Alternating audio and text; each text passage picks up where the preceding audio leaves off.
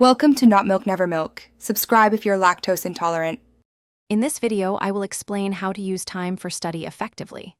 First, establish a consistent study schedule to create a routine and minimize procrastination. Next, break down larger assignments into smaller, more manageable parts. This makes them less daunting and easier to start.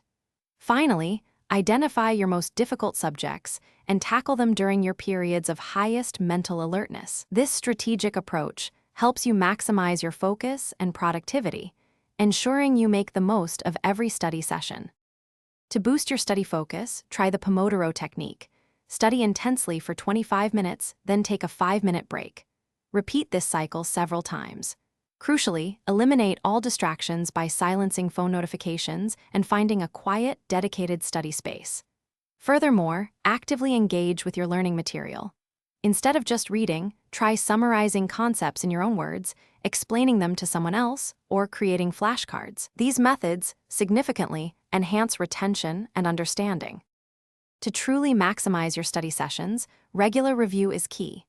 Aim to revisit new material within 24 hours of first learning it. This significantly strengthens your memory. Be sure to incorporate short, frequent breaks throughout your study time to prevent mental fatigue and keep your mind sharp. Also, vary your study methods and the subjects you focus on.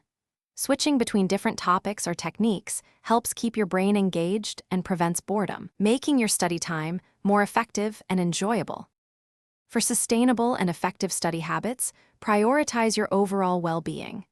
Aim for 7 to 9 hours of quality sleep every night, as this is crucial for optimal cognitive function and memory consolidation. Additionally, maintain a balanced diet and stay well hydrated to provide your brain with the energy it needs.